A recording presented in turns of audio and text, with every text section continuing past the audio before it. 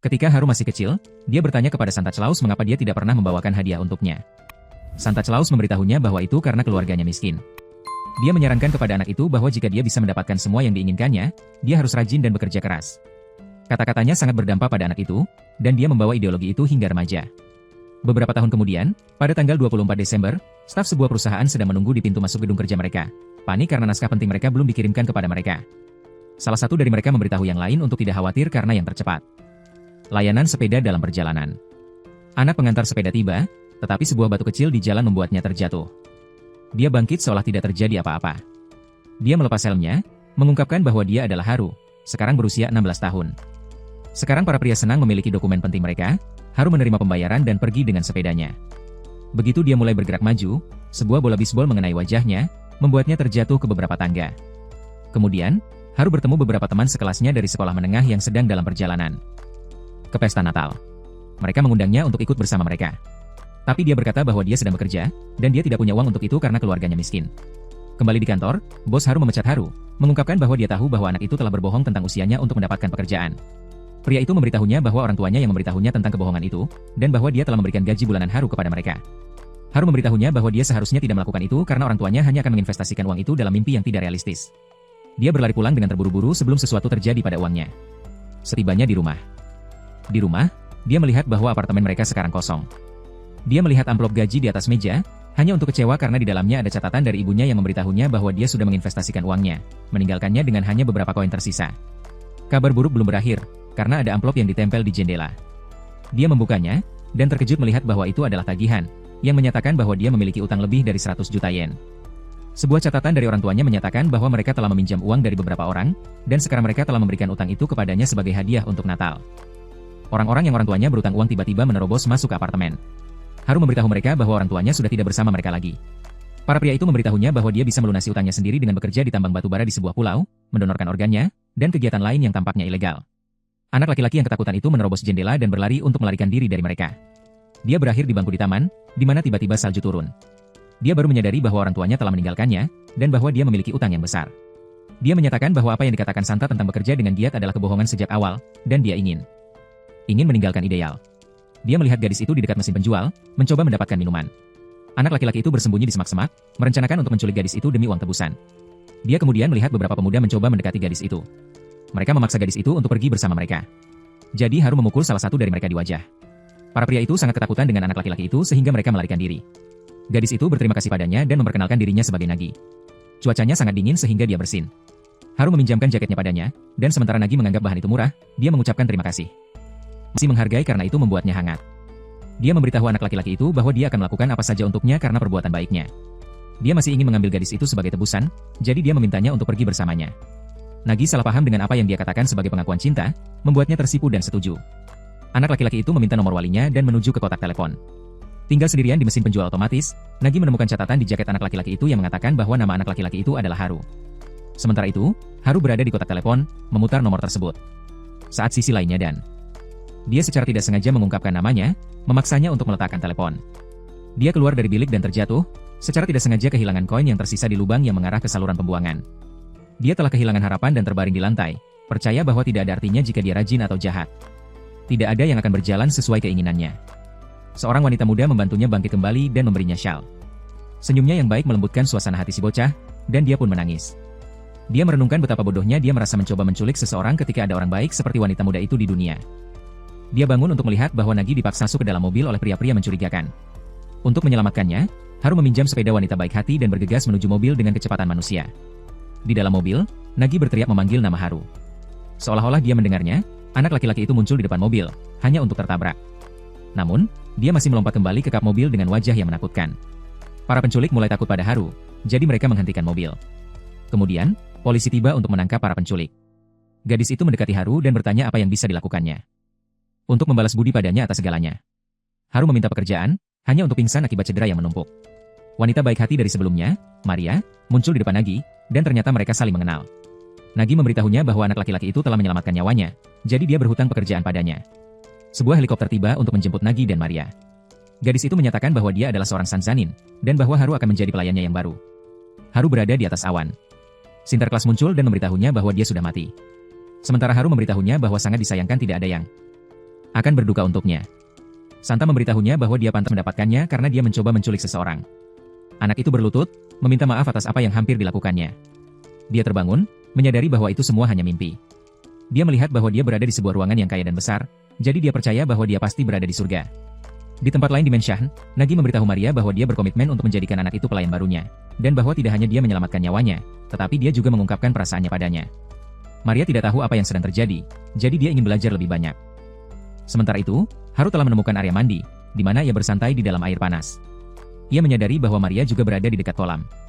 Dia memberitahunya bahwa lukanya akan terbuka karena air panas. Saat dia mengatakannya, anak laki-laki itu pingsan. Ia terbangun lagi di ruangan yang sama, dengan Maria menjaga di sampingnya kali ini. Dia memperkenalkan dirinya sebagai pelayan Menshahn, dan mengatakan bahwa gadis yang dia selamatkan adalah majikannya. Dia bertanya kepada anak laki-laki itu tentang apa yang terjadi di taman. Haru merasa seolah-olah dia terjebak dalam sebuah kejahatan dan meminta maaf kepada pelayan. Bingung, jadi Haru menjelaskan secara rinci, mengungkapkan bahwa dia memiliki utang yang sangat besar dan bahwa dia mencoba untuk menculik Nagi. Nagi masuk ruangan, jadi Haru meminta maaf padanya atas apa yang dia coba lakukan di taman. Gadis itu masih berpikir bahwa dia sedang membicarakan pengakuan cintanya padanya dan memberitahunya bahwa mereka harus mengambil langkah perlahan. Dia bertanya kepada anak laki-laki itu apakah dia mencari pekerjaan yang sudah ada, dan menawarkan pekerjaan sebagai pelayannya. Anak laki-laki itu salah paham dan berpikir bahwa dia telah memaafkannya karena mencoba menculiknya dan menganggap gadis itu baik karena masih menawarkan pekerjaan itu kepadanya. Sebuah pekerjaan setelah apa yang dia lakukan. Dia memegang tangan gadis itu dan dengan antusias memberitahunya bahwa dia senang menerima pekerjaan itu. Gadis itu salah mengartikan tindakannya sebagai isyarat romantis, membuatnya tersipu. Maria melihat keduanya, berpikir bahwa dia dikelilingi oleh orang-orang yang berpikiran kosong. Maria berbicara kepada kepala pelayan, Klaus, tentang kualifikasi Haru sebagai pelayan. Klaus tidak menyetujui anak itu dan meminta Maria untuk mengusirnya. Di tempat lain di Menshahn, Haru sudah mengenakan seragam pelayannya yang baru. Pelayan memberitahunya bahwa dia perlu untuk membersihkan kamar-kamar di Menshahn. Saat mereka berjalan di lorong, Haru sangat bersemangat, bertekad menjadikan pekerjaan barunya sebagai awal baru dalam hidupnya dan cara untuk membayar utangnya yang besar. Maria melihat betapa senangnya dia sehingga dia tidak tega mengusir anak itu. Anak itu membersihkan kamar-kamar dengan sangat sempurna sehingga bersinar. Dia memberitahu pelayan bahwa dia bekerja di perusahaan sanitasi ketika dia berusia 8 tahun untuk mendapatkan uang untuk minuman orang tuanya dan bahwa dia belajar semua trik membersihkan. Dia melakukan pekerjaan yang sangat sempurna, Maria tidak dapat menemukan alasan untuk mengusirnya. Saat menjelajahi untuk mencari ruangan lain yang perlu dibersihkan, Haru menemukan pintu terbuka sebuah ruang belajar. Di atas meja terdapat sebuah buku catatan penuh dengan panel manga amatir. Nagi menemukan Haru sedang membaca manganya, dan dia marah serta menyuruh Haru pergi, keluar dari Menshahn. Para pria yang mencoba menagih utang darinya melihatnya dan memaksanya masuk ke mobil mereka. Kembali di Menshahn, Nagi sedang bermain video game saat Maria masuk untuk menanyakan apakah dia benar-benar sudah selesai dengan Haru. Gadis itu menyadari bahwa dia tidak bisa begitu saja meninggalkan penyelamatnya dan mengubah pikirannya tentang mengusirnya. Sementara itu, Haru dibawa ke pelabuhan oleh para penagih hutang. Mereka memegang lengannya dan menunjukkan kapal tempat mereka akan menempatkannya. Nagi, dengan topeng, tiba-tiba muncul untuk menghentikan para pria itu, mengklaim dirinya sebagai Mas The Money, seorang teman dari identitas aslinya. Dia memberitahu Haru bahwa Nagi menyesal telah berteriak padanya, dan bahwa dia ingin Haru kembali, jadi anak itu menerima permintaan maafnya. Para pria mencoba mendekati Mas The Money, jadi Haru secara naluriah menggunakan tubuhnya untuk melindunginya dari para pria itu. Uang tersebut membayar para pria itu apa yang Haru utang, jadi para pria itu meninggalkan Haru sedikit lebih banyak. Sendirian. Sementara Nagi bermaksud uang itu sebagai hadiah untuk Haru, Haru menyebutkan bahwa dia mengenakan topeng konyol, membuat Nagi sangat marah sehingga dia memberitahu anak laki-laki itu bahwa dia perlu mengembalikan uang itu suatu hari nanti. Pertengkaran Haru dan Nagi berhenti saat salju mulai turun, dan mereka menikmati suasana hangatnya. Maria memberitahu Haru bahwa dia akan membutuhkan 40 tahun untuk bekerja agar bisa membayar utangnya kepada Nagi. Dia sedikit terkejut, saat Nagi menambahkan bahwa dia seharusnya bersyukur karena tidak ada bunga. Haru dan Nagi bermain video game saat dia memberitahunya tentang Menshahn tersebut. Dia menyatakan bahwa Haru, dirinya sendiri, dan Maria adalah satu-satunya orang yang tinggal di sana. Anak laki-laki itu menjawab bahwa tinggal dengan wanita cantik akan membuatnya gugup. Nagi awalnya mengira dia maksudkan dirinya, dan langsung marah setelah mendengar bahwa dia maksudkan Maria. Dia segera memukuli karakternya dalam permainan video dan mengancam akan membunuhnya 48 kali, serta menempatkannya dalam 52 submission sebelum pergi dengan marah, meninggalkan Haru tertegun. Beberapa hari kemudian, sudah tanggal 31 Desember, dan Haru mengenang kembali tentang semua yang telah terjadi padanya saat menyapu halaman. Dia ditinggalkan oleh orang tuanya, dipekerjakan oleh Nagi, dan sekarang tinggal di Menshahn Sanzanin. Kemudian dia melihat Maria di dapur dan bertanya apa yang harus dilakukan seorang pelayan. Dia menjawab bahwa pada dasarnya, dia akan menjadi peliharaan Nagi, dan dia memerintahkan dia untuk membangunkan tuannya. Saat memasuki ruangan, dia terkejut melihat seekor harimau putih besar tidur di sampingnya. Nagi bangun dan mengatakan bahwa harimau putih itu sebenarnya adalah kucing, dan namanya adalah Tama. Namun, Haru khawatir itu mungkin akan membunuh Nagi dan bersiap untuk melompat. Tiba-tiba, Klaus muncul dari bawah tempat tidur dan diperkenalkan sebagai kepala pelayan rumah tangga. Karena takut pada Tama, Klaus menganggap Haru tidak layak menjadi pelayan dan menyarankan agar dia dipecat. Klaus menyatakan bahwa Tama membenci semua orang kecuali 2 gadis di Menshan. Namun, dia menghina harimau saat mengatakan ini, menyebabkan binatang itu membalas dengan mencakar wajah Klaus. Kemudian, harimau itu menangkap Haru dan melompat keluar dari jendela. Haru tidak terpengaruh, memberitahu harimau bahwa dia sudah terbiasa berurusan dengan binatang liar. Karena dia biasa mencuri daging dari singa di kebun binatang untuk memberi makan orang tuanya. Sementara itu, Haru dan Klaus setuju bahwa jika Haru memenangkan pertarungan, dia bisa tinggal, tetapi akan dipecat jika kalah. Haru ingat malam ketika dia diselamatkan oleh Nagi dan bersumpah untuk memberikan segalanya. Maria kemudian berjalan ke taman dan sangat sedih melihat taman bunganya hancur. Dia melihat Tama menyerang Haru di dekatnya dan menuntut untuk tahu apakah mereka bertanggung jawab. Dia kemudian menyimpulkan bahwa keduanya dipaksa untuk bertarung karena Nagi dan Klaus. Dia melihat ke jendela dan menunjukkan ekspresi yang luar biasa. Senyuman yang sangat menakutkan kepada keduanya, mengatakan bahwa dia akan mengurus mereka setelah dia merawat luka Haru, meninggalkan mereka bergetar. Setelah merawat cedera pelayan malang itu, pembantu yang baik hati menjelaskan bahwa Nagi menemukan Tama di Afrika. Saat itu, Tama masih anak kucing kecil, dan dia membawanya ke Menshan, di mana Tama tumbuh dalam kemewahan. Karena Tama tumbuh dimanjakan, dia tidak bisa dibawa ke kebun binatang. Hayata melihat Tama dengan rasa simpati yang baru, saat dia mengatakan bahwa mereka berdua diselamatkan oleh Nagi, dan karenanya mereka mirip. Tiba-tiba berubah menjadi sebuah bentuk humanoid dan berbicara, mengatakan bahwa seorang pelayan bodoh dan tidak bisa sama. Dia kemudian pergi sambil memperingatkan Haru untuk tidak memberitahu siapapun bahwa dia bisa berbicara. Anak itu terkejut. Kemudian, Klaus dan Nagi berdebat tentang apakah Haru memenuhi syarat untuk menjadi pelayan. Maria menyarankan untuk memberikan ujian kepada pelamar muda yang penuh harapan itu untuk menilai kemampuannya. Salah satu saran awal mereka adalah membuatnya jatuh dari ketinggian 2000 meter dan kemudian memaksanya berenang melalui wadah tar mendidih. Kemudian, Klaus pergi untuk mempersiapkan ujian. Haru mendengar Maria dan Nagi berbicara tentang keyakinan gadis kaya itu padanya dan bertekad untuk melakukan yang terbaik. Klaus kemudian memanggil mereka untuk ujian dan Haru terkejut melihat robot yang dibuat oleh divisi teknologi Sansanin. Klaus menjelaskan bahwa mereka tidak akan bertarung tetapi bersaing untuk melihat siapa yang bisa lebih baik melayani Nagi. Gadis yang manja itu kemudian mulai melontarkan hinaan kepada robot, membuatnya marah dan menyebabkan robot itu menyerangnya. Haru melompat untuk menyelamatkan Nagi dan menghadapi robot itu, yang mengejutkannya, dilengkapi dengan misil. Robot itu kemudian mengenai wastafel, mengirimkan air memercik kemana-mana. Pelayan yang cepat berpikir kemudian menjepit robot itu menggunakan pisau dan garpu. Dia kemudian mengambil kabel dan menyetrum robot tersebut, mengorbankan dirinya dalam prosesnya dan merasa tenang karena dia melindungi Nagi. Dengan robot yang dikalahkan, Klaus mengatakan bahwa Haru bisa tetap tinggal. Pelayan yang baru dipekerjakan itu terbangun di tempat tidur dan bertanya kepada Nagi apakah dia sudah lulus. Dia menjawab ya, dan kemudian melakukan inisiasi formal antara tuan dan pelayan. Maria masuk dan senang bahwa Haru sekarang bisa tetap tinggal. Haru sedang membersihkan taman dan melihat tidak. Nagi meninggalkan tempat tersebut dengan mobil. Di dalam, Maria melihat kotak makan siang dan menyadari bahwa Nagi lupa membawanya. Dia memberitahu Haru bahwa Nagi bersekolah di Akademi Hakou, sebuah sekolah untuk anak-anak kaya, dan bahwa dia harus membawakan kotak makan siang itu kepadanya di dalam akademi, karena Nagi tidak tahan dengan makanan kafetaria. Setibanya di sana, pelayan yang rajin itu terpesona oleh ukuran sekolah tersebut. Dia dihentikan untuk masuk oleh seorang guru yang mengira dia adalah penyusup. Dia mengatakan bahwa dia adalah pelayan Nagi, tetapi dia menyerangnya dan menyebutnya pembohong, mengatakan bahwa tidak ada pelayan yang terlihat seburuk dia. Namun, Haru menolak untuk mundur, mengatakan bahwa adalah tugasnya untuk mengantarkan kotak makan siang Nagi. Mereka mulai berputar satu sama lain sementara Haru bertanya-tanya bagaimana dia akan melewati dia. Tiba-tiba dia menyadari bahwa mereka sebenarnya telah berputar sampai berganti tempat, dan sekarang dia berada di pintu masuk dan bisa masuk dengan mudah. 3 siswa yang sedang menonton, Miki, Izumi, dan Risa, mengatakan bahwa mereka akan membantu guru menemukan penyusup. Sementara itu, Haru tersesat, mendengar suara, dan melihat ke atas dan melihat seorang gadis di atas sebuah pohon. Dia meminta bantuan, mengatakan bahwa dia perlu menangkapnya. Dia melompat sebelum dia siap, melangkah tepat di wajahnya, membuatnya terjatuh saat dia mendarat dengan aman. Mereka bercanda sebentar, sementara dia bertanya-tanya mengapa dia memanjat. Dia mengatakan bahwa dia sebenarnya takut ketinggian, tetapi memanjat untuk menyelamatkan seekor anak ayam. Sementara itu, Maria menelepon Nagi untuk memberitahunya bahwa Haru sedang dalam perjalanan untuk mengantarkan kotak makan siangnya. Berita yang menyenangkan bagi gadis muda itu. Kembali di halaman sekolah, gadis yang dibantu Haru memperkenalkan dirinya sebagai Hina dan berkata bahwa dia adalah presiden Dewan Siswa. Sebagai ucapan terima kasih, dia menawarkan untuk membawanya ke puncak menara akademi. Di tempat lain, guru masih mencari Haru. Dia meminta 3 gadis untuk mencari di seluruh akademi untuk menemukan penyusup. Di puncak menara, Haru terpesona dengan pemandangan kota, sementara Hina menyatakan bahwa itu sempurna untuk mengintai semua orang. Dari atas, Haru melihat kafetaria dan menuju ke sana dengan kotak makan siangnya. Namun, mereka dihentikan oleh Yuri, yang ternyata adalah saudara perempuan Hina. Guru yang haus darah itu mengambil mengambil pedang dan mengatakan bahwa dia akan menghancurkan Haru karena penonton mengharapkan adegan pertarungan di akhir. Hina mengambil pedang dan terlibat dalam pertarungan pedang yang mencolok dengan saudarinya. Dengan Haru teralihkan oleh adegan aksi, Yuri mencuri kotak makan siangnya dan berlari ke tepi pagar. Yuri menantang Hina untuk mengambil kotak makan siang itu, tetapi Hina menegaskan otoritasnya sebagai presiden siswa, menyatakan Haru sebagai tamunya. Yuri menyerah dan hampir mengembalikan kotak makan siangnya ketika angin kencang tiba-tiba menerpanya dari tepi. Namun, Haru menangkapnya.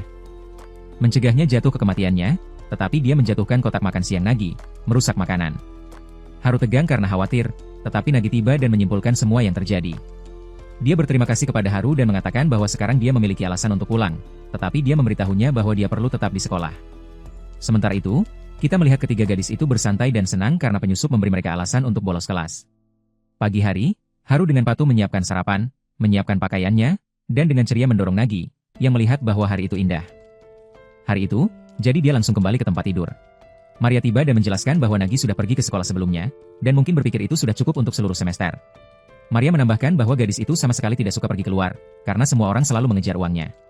Telepon berdering, dan Maria memberitahu Nagi bahwa Sakuya sedang menelepon.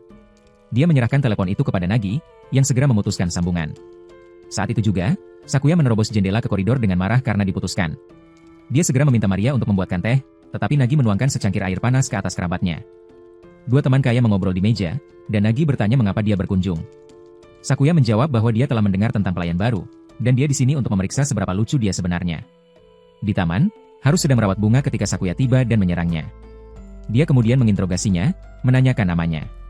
Setelah mendengar jawabannya, dia menyatakan bahwa itu terlalu membosankan, dan mengatakan bahwa dia akan memanggilnya Munci si petani kedelai.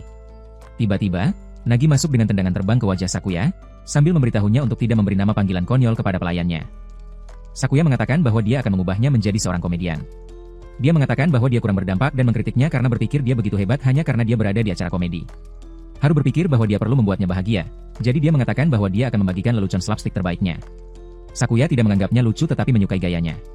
Kembali di dalam, Sakuya mengeluh tentang dinginnya, mengatakan bahwa itu salah pelayan karena tidak membuat mereka tertawa lebih banyak.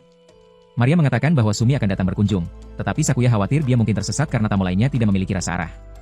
Sementara itu, Mari. Haru kehabisan teh dan meminta Haru untuk membelikan beberapa. Khawatir dia bisa terkena flu, dia meminjamkan mantel kasmir berharga yang nilainya lebih dari dirinya. Oleh karena itu, dia tidak boleh mendapatkan sebutir kotoran pun di atasnya. Di rumah lain, kita melihat tiga pria berpakaian jas mencari nyonya mereka. Mereka melihat surat yang mengatakan bahwa dia pergi untuk mengunjungi Nagi. Mereka merasa khawatir, karena dia pasti akan tersesat dan mungkin bahkan diculik. Di jalan, Haru mengambil setiap langkah pencegahan untuk menjaga mantel tetap bersih, menghindari cat yang jatuh, beberapa mangkuk mie, dan banyak SM. Semua gurita. Dia melewati taman dan berlari, melihat seorang gadis yang menatap mesin penjual otomatis.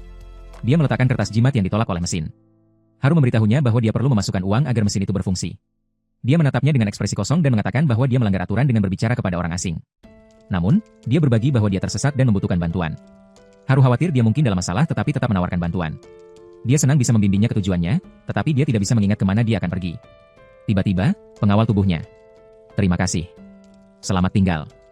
Tiba dan meminta agar Haru menyerahkannya. Dia berpikir mereka mungkin adalah penculik, dan mereka berpikir hal yang sama tentangnya dan mengeluarkan pedang mereka. Haru meraih Sumi dan melarikan diri dari para pria itu. Saat dia membawanya melintasi pepohonan, suasana menjadi romantis saat Sumi memandangnya dalam gerakan lambat, seperti seorang penyelamat yang tampan. Ternyata dia ingin mengatakan bahwa mereka sekarang berada di atas kolam, dan tidak ada pohon terdekat untuk melompat. Melihat ini, Haru dan Sumi jatuh, khawatir tentang mantel itu, dia melakukan upaya putus asa untuk menggunakannya sebagai tali dan melemparkannya ke sebuah cabang. Tapi mantel itu robek, dan mereka terjun ke dalam air. Haru melihat dengan khawatir pada mantel yang kini kotor dan robek, dan bertanya-tanya apa yang akan terjadi padanya ketika Maria mengetahuinya. Sumi menawarkan untuk membayar kerusakan, tetapi Haru berkata itu adalah beban yang harus ditanggungnya. Jadi dia akan bertanggung jawab dan terus melindunginya dari pria-pria jahat berpakaian hitam. Dia mencoba mengatakan bahwa mereka adalah pengawalnya, tetapi tidak bisa menyela, karena Haru terus berbicara tentang melindunginya tidak peduli apapun. Dia kemudian mulai mengeringkan wajahnya, agar tidak terkena flu dan mati. Saat dia mengusap pipinya, dia bersin, membuatnya takut bahwa dia sudah terlambat. Haru memutuskan untuk membawanya ke tempat yang aman dan membawanya ke gerbang Menshahn. Dia berbicara tentang Nagi, mengatakan bahwa dia keras kepala namun baik hati. Dia menekan bel pintu, lalu meninggalkan Sumi di depan gerbang, mengatakan bahwa dia pasti akan diizinkan masuk. Sementara itu, para pengawal masih memburu siapa yang mereka anggap sebagai penculik. Di dalam Menshahn, Nagi menolak untuk makan sampai Sumi tiba. Nagi sedang membaca manga ketika dia melihat Sumi masuk ke Menshahn. Dia terkejut, karena dia mengira temannya akan tersesat dan tidak akan tiba sampai nanti. Sumi mengatakan bahwa dia bertemu Haru dan dengan santai menyebutkan bahwa dia membutuhkan perawatan medis, atau dia akan mati, yang membuat Nagi dan Maria terkejut. Di bawah jembatan, Haru bersin dan bertanya-tanya bagaimana dia bisa memperbaiki mantel itu. Jika tidak, dia tidak akan pernah bisa pulang. Saat itu, dia terlihat oleh pria-pria yang dipinjamkan uang oleh orang tuanya. Di sisi lain, pengawal Sumi tiba dan melihat pria-pria itu sebagai saingan untuk Haru. Mereka mengeluarkan pedang mereka dan Haru mencoba untuk melarikan diri, yang entah bagaimana membuat semua orang melawannya. Dia memikirkan tentang mantel itu, dan bagaimana seharusnya dia kembali dan memberitahu Maria yang sebenarnya. Saat semua pria melompat ke arahnya, dia melemparkan mantel itu ke atas dan melarikan diri. Di Menshan, Nagi sangat khawatir, dan ingin keluar untuk membantunya secepat mungkin. Sumi mengungkapkan bahwa mantel itu sudah hancur. Bel pintu berbunyi, dan Nagi memberitahu Maria bahwa dia seharusnya tidak marah tidak peduli dalam keadaan apa mantel itu. Sebelum membuka pintu, Nagi bertanya kepada Sumi apakah Haru mengatakan sesuatu tentangnya, tetapi Sumi hanya ingat hal-hal negatif. Hal-hal yang membuat Nagi marah. Saat membuka pintu, Haru disambut oleh wajah Nagi yang marah. Dia menutup pintu di hadapannya, meninggalkannya terbaring di teras. Kemudian di kamar tidur, Klaus memeriksa suhu Haru dan mengonfirmasi bahwa dia demam. Nagi bertanya-tanya bagaimana dia bisa sakit hanya karena keluar selama beberapa menit, membuat semua orang memandangnya sebagai orang yang tidak berperasaan. Malam itu, Sumi memberikan Haru segelas susu hangat. Nagi mencatat bahwa dia belum makan apapun, jadi dia berkata bahwa dia pasti akan melahap apapun yang dia siapkan untuknya. Haru terlihat khawatir, tetapi dengan cepat meyakinkan Nagi bahwa dia menantikan apa yang akan disiapkannya, membuatnya terburu-buru ke dapur. Di dapur, Sakuya dan Tama melihat bahwa Nagi tidak memiliki pengalaman dan keterampilan memasak sama sekali, dan khawatir akan kesejahteraan Haru. Di lorong, Sumi memberitahu Maria bagaimana dia menganggap pelayan itu sebagai pria yang sangat gentleman. Maria menyadari bahwa Sumi juga menyukai Haru, dan khawatir ini bisa menyebabkan komplikasi dalam alur cerita. Di kamar tidur, Nagi menyajikan kanji penyembuhnya. Itu terlihat baik-baik saja. Jadi, Haru mengambil satu gigitan, tetapi segera merasakan betapa buruknya rasanya. Rasanya sebagian besar cuka, tidak matang, dan memiliki rasa yang menjijikan. Nagi khawatir tentang reaksinya karena dia tidak menyukainya. Haru berbohong, mengatakan bahwa dia menemukan itu lezat, membuat Nagi bersinar dengan kegembiraan. Dia kemudian memberitahu Haru untuk menghabiskan sisanya, meyakinkannya bahwa dia membuat banyak. Di dapur, Maria melihat bahwa Nagi menggunakan sabun cuci piring alih-alih minyak. Di kamar tidur, Haru berhasil menyelesaikan kanji. Piring kotor ke dapur, dan Maria masuk, terkejut bahwa Haru masih hidup. Dia terus berbicara tentang piring itu saat Nagi kembali dan mendengar percakapan mereka dari luar ruangan. Haru mengatakan bahwa meskipun makanannya buruk, gagasan bahwa seseorang akan mencoba merawatnya cukup manis. Dia berbagi bagaimana orang tuanya hanya peduli tentang judi dan tidak pernah merawatnya seperti ini. Maria pergi, dan Nagi menyelinap ke dalam ruangan saat Haru tidur. Dia naik ke tempat tidur, mengucapkan terima kasih, dan hampir mencium Haru ketika dia membuka matanya dan berkata, sulit baginya untuk tidur dengan dia begitu dekat, menyebabkan dia memukulnya. Keesokan harinya, Haru bangun segar dan merasa lebih baik. Dia melihat seorang pelayan baru di lorong bernama Saki. Dia mengingatkannya bahwa lemari pakaiannya harus selalu sempurna, dan kemudian terjatuh saat berjalan pergi. Haru memberitahu Maria tentang pertemuan ini. Dia mengatakan bahwa pelayan lainnya tidak bekerja untuknya, jadi abaikan saja semua yang dia katakan, dan bahwa tamu yang sulit akan segera tiba. Maria memberitahu Nagi tentang situasi ini, yang kemudian menghubungi Klaus, mengatakan bahwa ada penyusup Menshan dan mengeluarkan mereka. Dia mungkin menggunakan senjata, tetapi tidak menembak untuk membunuh. Di luar, Haru melihat seorang anak aneh yang penuh dengan kecemasan remaja. Dia menyadari bahwa ini pasti tamu yang sulit. Anak pang itu memerintahkan Haru untuk melompat ke danau dan kemudian sedikit terkejut melihat bahwa Haru tidak marah. Saki tiba dan bertanya kepada tamu itu apa perangkat itu, dan kita melihat sebuah robot melayang di atas danau. Robot itu menyatakan bahwa beberapa target telah diakuisisi dan beralih ke mode penentuan sebelum menembak 3 manusia yang mencoba melarikan diri. Haru tahu bahwa tugasnya sebagai pelayan adalah mengantar tamu dengan aman ke ruang tamu, jadi dia mengambil keduanya, melompat tinggi ke udara, dan menghancurkan langit-langit langsung ke dalam kamar tamu. Nagi terlihat tidak senang melihat anak laki-laki itu, yang kita ketahui adalah Taro, dan dia sebenarnya adalah tunangan Nagi. Haru masih memproses berita bahwa Nagi memiliki tunangan, karena dia bahkan tidak pernah menduga bahwa dia memiliki pacar. Nagi dengan marah menyatakan bahwa Taro bukanlah pacar, tetapi hanya seseorang yang dipasangkan oleh orang tuanya. Bertanya-tanya apa yang akan terjadi pada nama keluarga jika mereka menikah. Tapi Maria berkata tidak perlu khawatir karena Tarot akan seperti lintah yang menikah ke dalam keluarga dan mengambil namanya.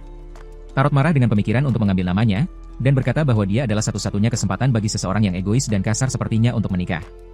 Keributan itu membangunkan Sumi, yang melihat Tarot, dan bertanya apakah dia juga ada di sana untuk mengevaluasi keterampilan pelayan baru. Tarot memerah saat melihatnya, dan dia jelas malu di sekitarnya. Dia tiba-tiba berperilaku sangat baik, mengatakan bahwa dia dan Nagi tidak pernah bertengkar. Maria menjelaskan bahwa Taro sangat menyukai Sumi. Nagi mengatakan bahwa mereka sedang mencari alasan untuk membatalkan pertunangan, dan dia berusaha membuat Sumi menyukai Taro kembali. Maria menyarankan agar mereka semua sarapan bersama. Haru bertanya kepada Sumi apakah dia ingin sarapan ala Jepang, dan Taro dengan cepat menyadari reaksi Sumi dan curiga bahwa Sumi mungkin menyukai Haru. Dia kemudian dengan marah menantang pelayan untuk pertarungan kekerasan sebelum sarapan. Taro pergi, pedang di tangan. Nagi mengatakan bahwa kalah bisa membangun karakter, jadi Haru sebaiknya menghadapinya. Haru berlatih sedikit di atas batu, memotongnya menjadi potongan-potongan, yang membuat Taro tidak nyaman. Namun, dia tetap bertekad untuk bertarung, tetapi dia tidak bisa mundur dengan Sumi yang menonton. Sementara itu, Haru berpikir tentang bagaimana dia bisa menggunakan situasi ini untuk mendekatkan Taro dan Sumi. Dia memutuskan untuk kalah dengan sengaja dan membuat Taro terlihat baik. Namun, aktingnya begitu jelas sehingga semua orang yang menonton tahu apa yang terjadi. Sumi bahkan memujinya karena kalah dengan sengaja agar tidak merusak harga diri Taro. Tunangan muda itu tidak bisa menahan rasa malu dan melarikan diri sambil menangis, bersumpah tidak akan pernah memaafkan pelayan muda itu. Kemudian di dalam, Haru berpikir tentang bagaimana dia harus meminta maaf kepada bocah yang sangat terganggu itu, sementara Nagi menyarankan agar mereka hanya melupakan mereka. Sumi mengatakan siapapun yang membuat Taro menangis harus meminta maaf, menyebabkan Nagi membalas bahwa sebenarnya dia yang melakukannya. Haru bertanya di mana Taro tinggal, dan mereka mengatakan bahwa dia tinggal di atas sebuah gedung di pusat kota Shinjuku. Nagi memberikan paket kepada Haru untuk diberikan kepada Taro. Dia bertemu dengan Saki, yang menawarkan untuk mengantar Haru. Dia mengatakan bahwa dia masih malu dan gugup di sekitarnya, setelah dia menggendongnya di episode terakhir.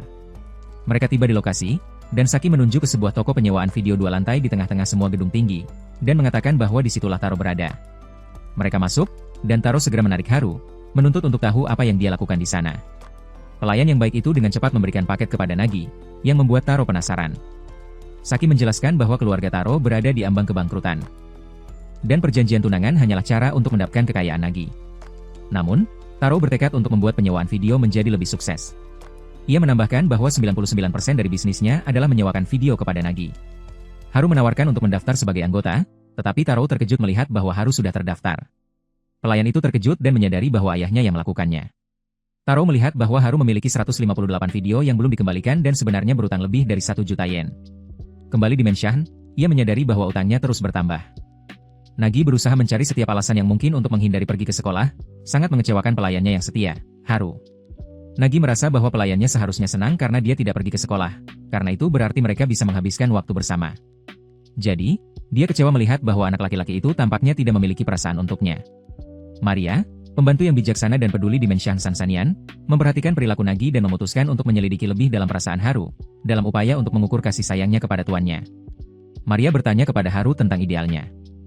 Seorang wanita terlihat saat mereka membersihkan halaman Menshan. Karena bocah itu menyimpan rasa suka rahasia pada Maria, pelayan menjawab bahwa dia menyukai wanita yang lebih tua, tanpa sengaja mengecewakan Maria. Sementara itu, di Akademi Hakuhu, ketidakhadiran Nagi dari sekolah menarik perhatian anggota Dewan Siswa, Izumi, Miki, dan Risa.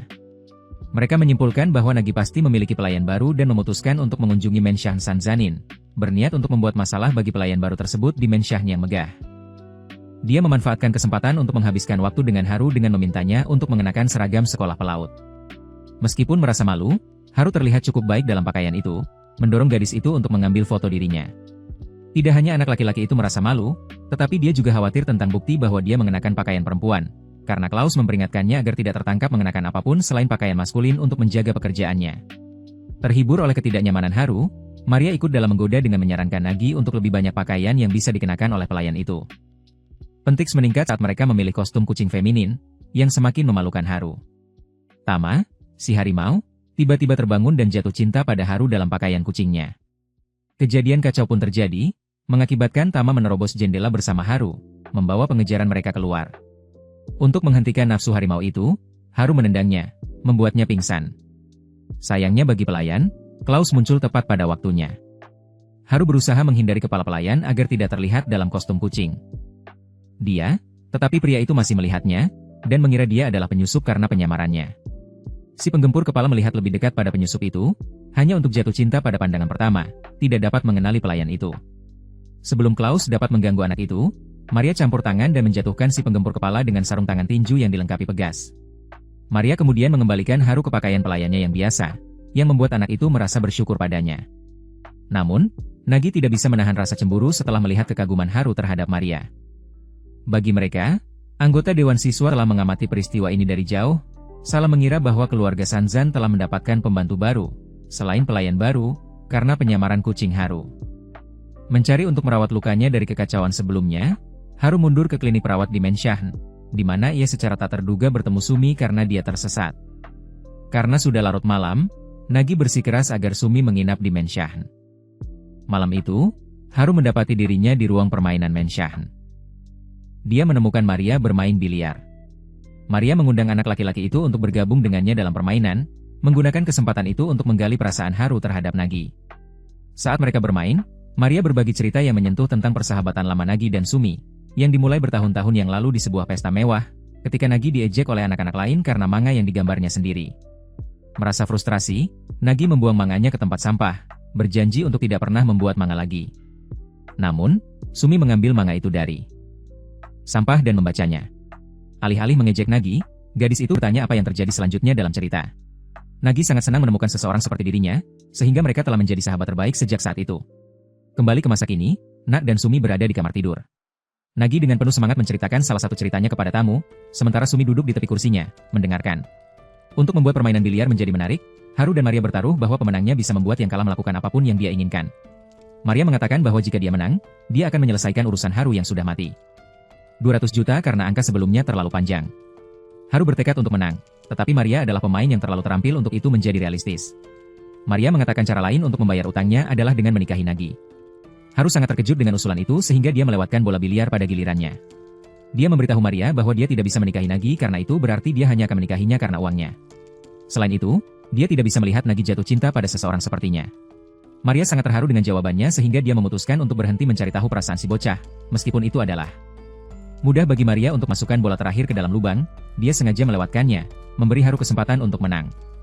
Haru berhasil memasukkan bola terakhir pada gilirannya. Dengan dia memenangkan taruhan, dia ragu untuk meminta pelayan memenuhi permintaannya. Nagi kebetulan lewat di ruang permainan dan melihat betapa mesumnya Haru dalam keraguannya untuk meminta pelayan tentang permintaannya agar dia memukulnya. Saat keributan mereda, Maria bertanya kepada Haru apa yang ingin dia minta darinya. Ternyata, yang diinginkan anak laki-laki itu hanyalah agar pelayan memaafkannya karena secara tidak sengaja merusak mantel kasmir. Pada pagi hari di Menshan Senzenin, Nagi memohon kepada Sumi untuk tetap tinggal, karena dia takut tidak akan melihat sahabatnya lagi. Sumi, dengan sikap tenangnya yang biasa, dengan lembut menjawab bahwa mereka selalu bisa bertemu jika Nagi bersekolah secara teratur. Kesederhanaan kata-kata Sumi membuat Nagi terdiam. Saat mobil yang membawa Sumi berangkat, semua orang melambaikan tangan untuk mengucapkan selamat tinggal, tetapi Nagi tetap diam, tidak mampu mengucapkan perpisahan setelah komentar gadis-gadis itu. Haru melihat Nagi dengan cemas, khawatir tentang betapa enggaknya sang majikan untuk kembali ke sekolah, meskipun dia memiliki teman yang menginginkannya di sana. Bertekad untuk memotivasi Nagi, keesokan paginya, Haru mengangkatnya dari tempat tidur, membujuknya untuk bangun pergi ke sekolah. Gadis itu memberitahunya bahwa dia tidak berniat pergi ke sekolah. Haru memberitahunya bahwa dia akan mengantarnya ke sekolah untuk memastikan dia pergi, membuat gadis itu lebih lunak untuk pergi. Meskipun sikapnya enggan, dia mendapati dirinya duduk di belakang Haru di sepeda motornya dalam perjalanan ke Akademi Hakulu. Nasihat Maria untuk Nagi, mendesaknya untuk mengunjungi kakeknya, meskipun gadis itu sangat membenci ide tersebut. Dia setuju untuk mengunjungi, meskipun dengan rasa ketidaknyamanan. Grup tersebut memulai perjalanan ke perkebunan Sanzanin dengan menggunakan helikopter besar. Turut serta adalah Sakuya, kerabat keluarga Sanzanin, yang menambahkan sudut pandangnya tentang sosok Mikado yang mengesankan. Selama perjalanan, Nagi dan Sakuya menggambarkan Mikado sebagai sosok yang lebih besar dari kehidupan, yang menakutkan, memperingatkan Haru untuk berhati-hati dalam interaksinya. Tindakan. Mereka tiba di tujuan mereka, yaitu sebuah kastil besar di atas gunung. Untuk kunjungan cucunya, semua pelayan yang terorganisir berbaris untuk menyambut kelompok itu ke dalam kastil. Haru kini melihat bahwa Nagi tidak hanya kaya, tetapi jauh lebih kaya daripada yang bisa dia bayangkan. Sementara kelompok tersebut disambut dengan tangan terbuka, Haru diperlakukan oleh petugas keamanan sebagai sosok yang mencurigakan, yang mereka yakini baru saja menyusup ke dalam helikopter, sehingga mereka mengikatnya pada pandangan pertama. Nagi turun tangan dan memberitahu para pelayan bahwa dia adalah butlernya. Haru ingin berbicara, tetapi dia tidak bisa karena dia setuju bahwa dia memang seorang pria miskin. Mereka masuk ke Menshan dengan Haru merasa tertekan. Meskipun kemewahan di sekelilingnya, Haru merasa sangat tidak pada tempatnya. Maria dan Nagi mencoba menghiburnya dengan kata-kata, tetapi itu tidak ada artinya bagi anak laki-laki itu. Sementara para gadis bersiap-siap untuk berdandan untuk pertemuan dengan kakek, Nagi mengirim Haru keluar untuk melihat-lihat. Saat dia menjelajahi halaman properti, pikiran tentang utangnya yang besar terus menghantuinya. Dia melihat sebuah vas di taman.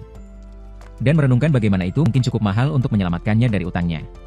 Dia mendengar suara yang memberitahunya bahwa itu tidak akan cukup, membuat pelayan ketakutan, yang merasa seolah-olah baru saja tertangkap dalam sebuah kejahatan. Ternyata itu adalah suara seorang pria tua yang tampaknya adalah seorang tukang kebun sederhana. Pria tua itu ingin membuktikan bahwa dia memiliki kemampuan untuk berkebun, jadi dia mendorong anak itu untuk mengikutinya melalui padang rumput tanah tersebut.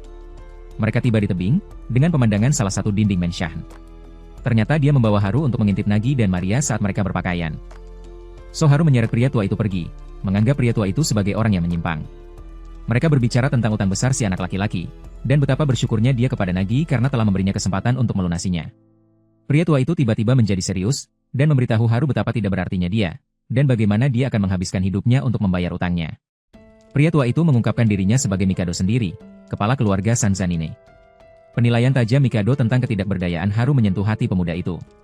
Momen penting ini membuat Mikado mempercayakan. Haru dengan sebuah liontin, mengatakan bahwa suatu hari akan datang ketika Haru mungkin membuktikan dirinya layak atas kekayaan yang signifikan yang dapat menghapus utangnya berkali-kali lipat.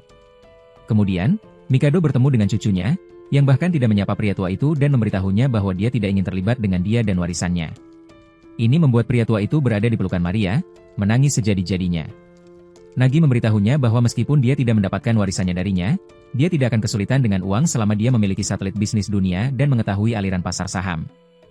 Pria tua itu mengutuk pengetahuan bisnis yang dia berikan padanya, mengeluarkan manga buatan tangan gadis itu dan memberitahunya bahwa dia tidak mengajarinya untuk melakukan hal-hal seperti ini. Nagi merasa malu, dan dia menendang kakeknya karena itu, yang membuat pria tua itu kembali berada di tangan Maria yang penuh perhatian. Kembali keluar, Haru tetap terjebak dalam perasaan tidak berharga. Nagi mendekatinya, mengungkapkan keinginannya untuk pergi daripada menghabiskan waktu dengan kakeknya. Anak laki-laki itu memperhatikan ekspresi cemasnya, tetapi sebelum dia bisa bertanya lebih lanjut, seorang pria berpakaian rapi muncul. Rambut pirang palsu dan pedang bernama Gilbert tiba-tiba menyerangnya. Terungkap bahwa Mikado memberitahu Nagi bahwa seluruh Sanzan dalam keadaan akan diberikan kepada siapapun yang Nagi tangisi dan minta maaf. Gilbert, didorong oleh pengetahuan ini, menyerang Haru dengan harapan memanipulasinya untuk patuh.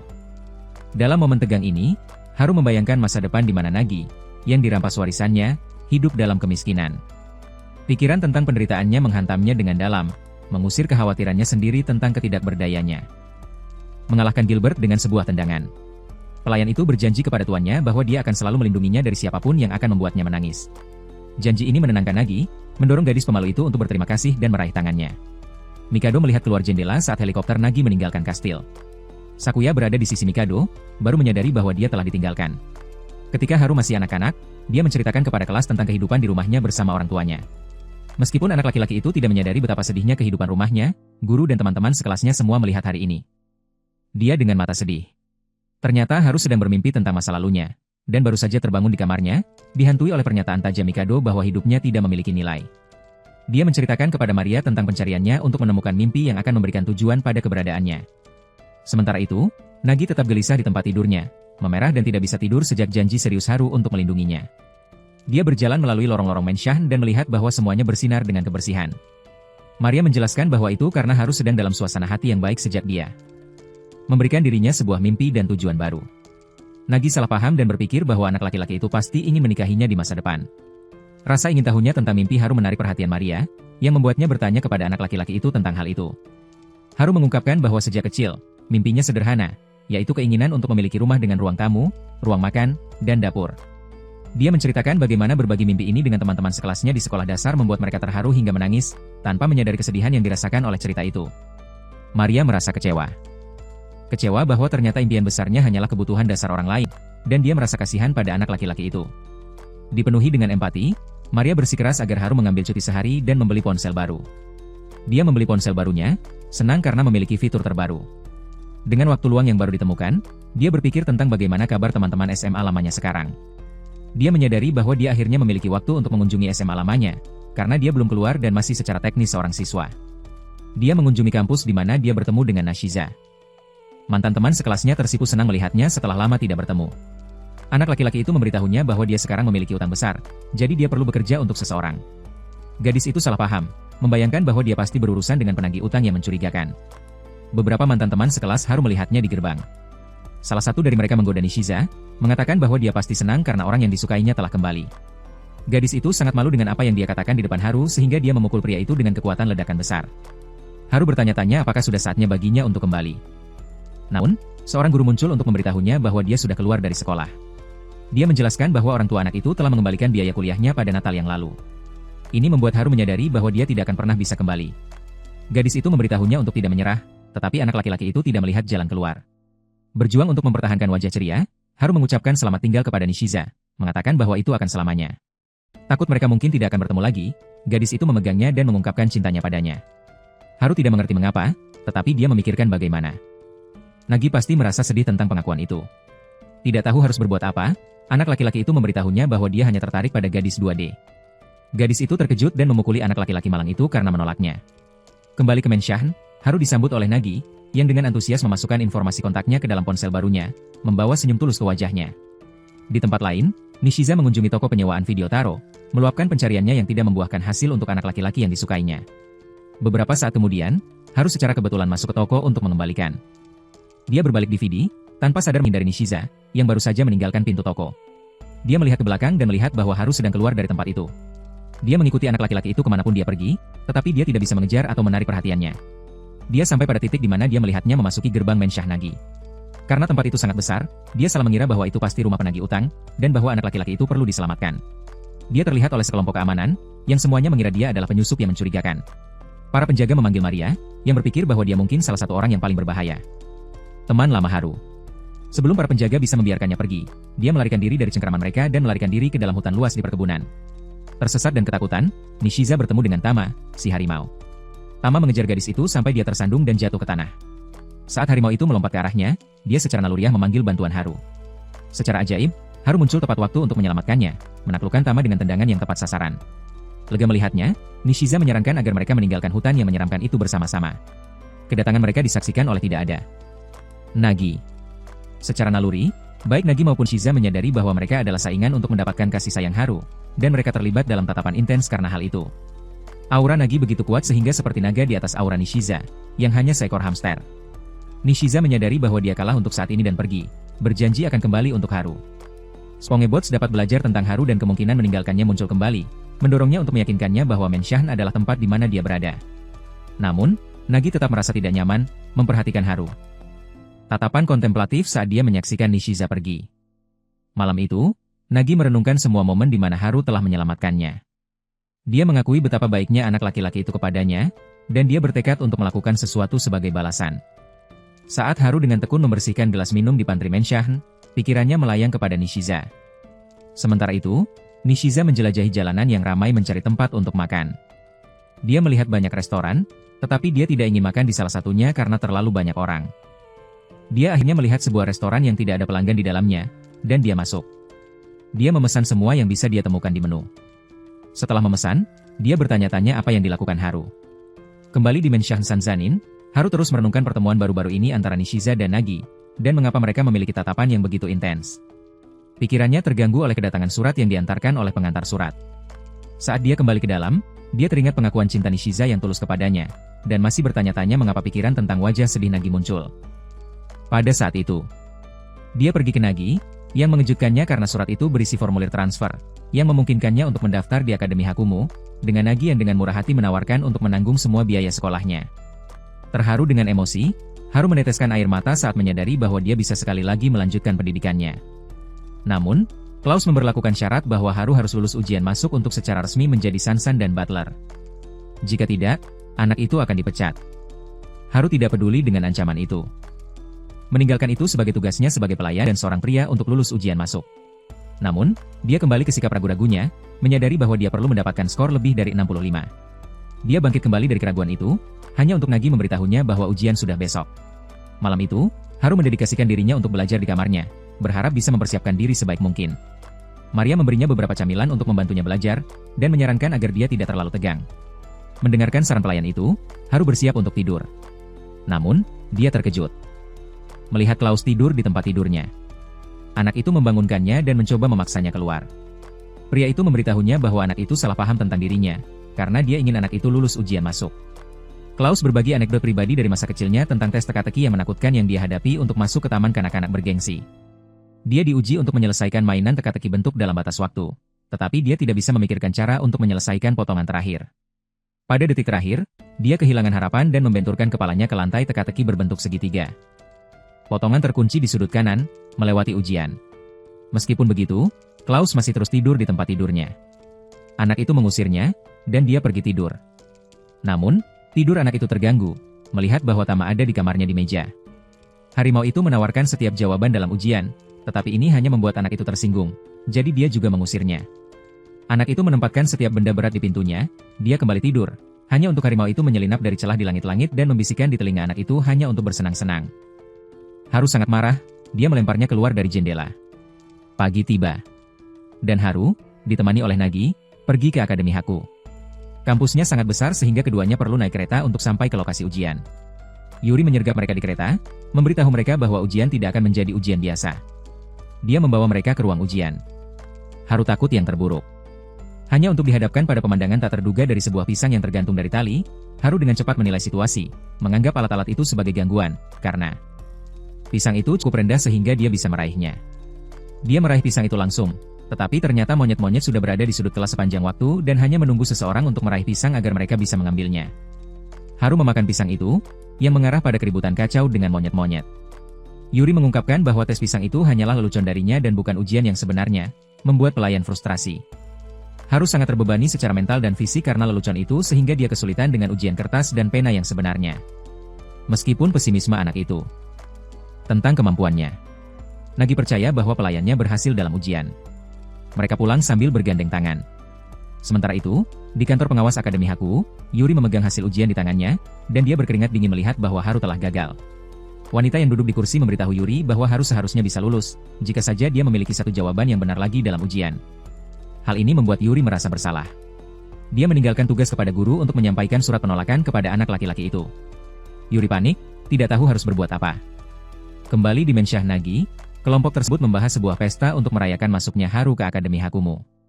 Saat Haru dan Nagi bermain video game, anak laki-laki itu memberitahu Nagi bahwa mereka mungkin tidak perlu merayakan terlalu cepat, mengingat berapa banyak rintangan yang harus dilaluinya yang mungkin mempengaruhi hasil ujian. Namun, gadis itu dengan percaya diri bersikeras untuk mengadakan pesta perayaan, percaya bahwa Haru telah lulus ujian transfernya ke Akademi Hakumu. Sementara itu, Yuri kembali ke rumah keluarganya untuk meminta saran dari saudarinya dalam keadaan panik. Dia memberitahu Hina bahwa Haru mencoba ujian transfer untuk Akademi Hakumu. Guru itu mengaku kepada adik perempuannya, Hina, tentang lelucon yang dia lakukan pada Haru sebelum ujian, yang menyebabkan kegagalannya. Marah, Hina memukuli kakaknya dan kemudian menelepon Maria untuk menjelaskan situasinya. Para saudari memutuskan untuk pergi ke rumah Nagi agar Yuri bisa meminta maaf kepada Haru secara pribadi.